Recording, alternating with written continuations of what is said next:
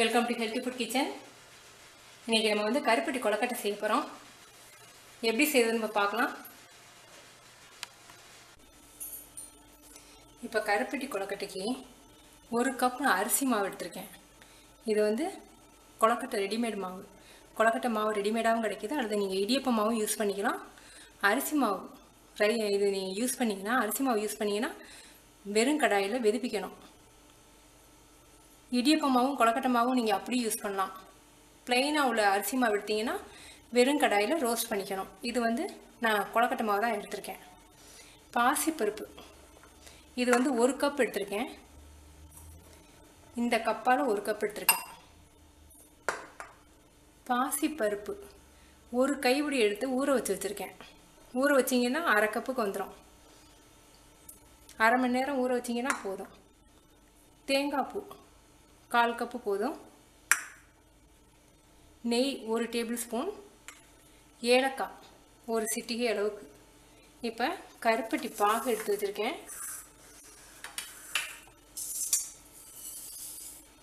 இது வந்து கருப்பட்டி பாகு நமக்கு இந்த அளவுக்கு தேவையில்லை. நம்ம எந்த கப்பில் எடுத்தோமோ அந்த கப்பில் 1 கப் எடுத்துக்கிறேன். இந்த அளவுக்கு லிக்யூடாக இருக்குது, அதனால் இனிப்பு ரொம்ப இருக்காதுங்கிறதுனால நான் 1 கப் எடுத்துக்கிறேன். உங்களுடைய பாகு கெட்டியாக இருந்துச்சுன்னா உங்களுடைய இனிப்பு சுவைக்கு தகுந்த அளவுக்கு நீங்கள் எடுத்துக்கணும். சூடாக இருக்குது. 1 கப் எடுத்துருக்கேன். 1 கப்பு கருப்பட்டி பாகு, அரை கப்பு தண்ணி எடுத்துக்க போகிறோம் அந்த மாவுக்கு தேவையான அளவுக்கு. இப்போ எப்படி செய்யறதுன்னு பார்க்கலாம். நம்ம எடுத்து வச்சுருக்க கருப்பட்டி பாகு 1 கப்பு, இதில் இன்னும் அரை கப் தண்ணி சேர்த்துக்க போகிறோம்.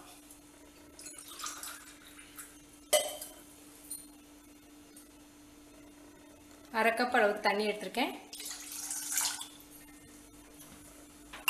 நல்லா கொதிக்கட்டும்.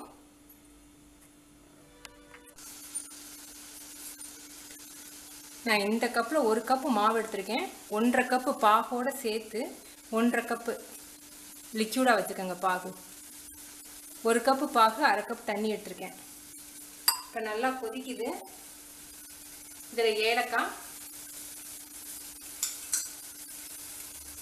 தேங்காய் பாசிப்பருப்பு,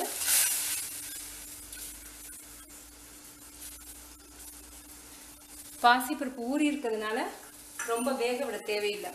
தேங்காய் பூ,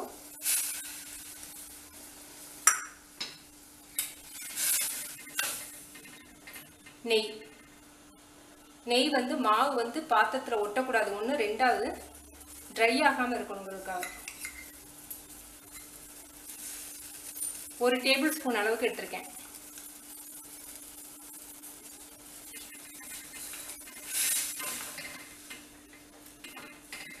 அடுப்பை லோ ஃப்ளேமில் வச்சுக்கோங்க. மாவு கிண்டும் போது கண்டிப்பாக லோ ஃப்ளேமில் தான் இருக்கணும், இல்லாட்டி மாவு தூரில் பிடிச்சி போயிடும்.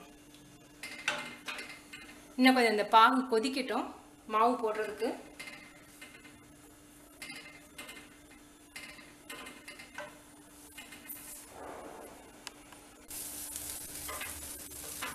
இப்போ கொதிக்குது. இப்போ மாவை சேர்ப்போம்.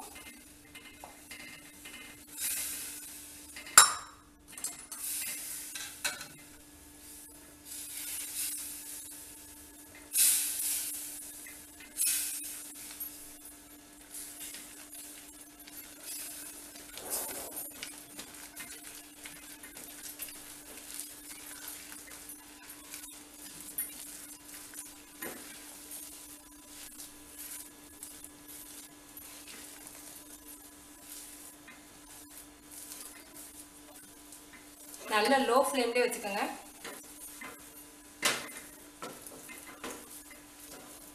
இப்போ நீங்கள் வந்து ஸ்வீட் பாருங்கள், உங்களுக்கு பத்தலைன்னா பாகு இன்னும் கொஞ்சம் லேசாக ஊற்றிக்கலாம்.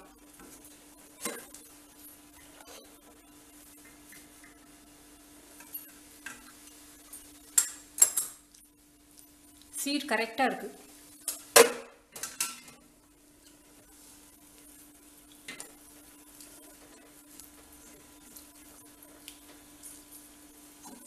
இந்த மாதிரி மாவு ஒட்டாமல் வந்துடணும். நீங்கள் சாப்பிட்டு பார்த்தீங்கன்னா வெந்தது தெரியும். இனிப்பும் போதும், நல்லா ஆறட்டும். இதை நம்ம வந்து வேறு பாத்திரத்தில் மாற்றி வைக்க போகிறோம். இதே பாத்திரத்தில் வச்சிங்கன்னா அடியில் இருக்க மாவு வந்து கொஞ்சம் ஹார்டாக ட்ரையாக போயிடும். ஏன்னா பாத்திரத்தோட சூட்டுக்கு அடியில் இருக்க மாவு ரொம்ப கொஞ்சம் ரோஸ்ட் ஆன மாதிரி போயிடும். அதனால் வேறு பாத்திரத்தில் இப்போ மாற்றிக்குவோம்.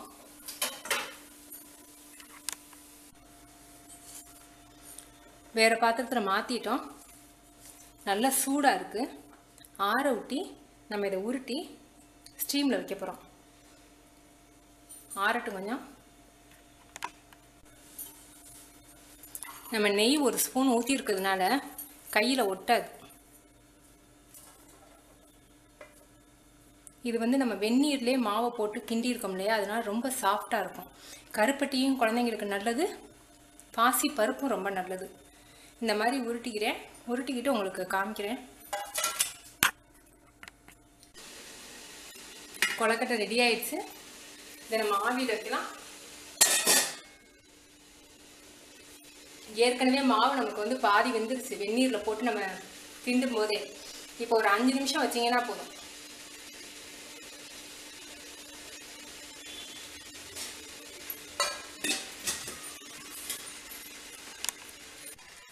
அஞ்சு நிமிஷம் ஆயிடுச்சு.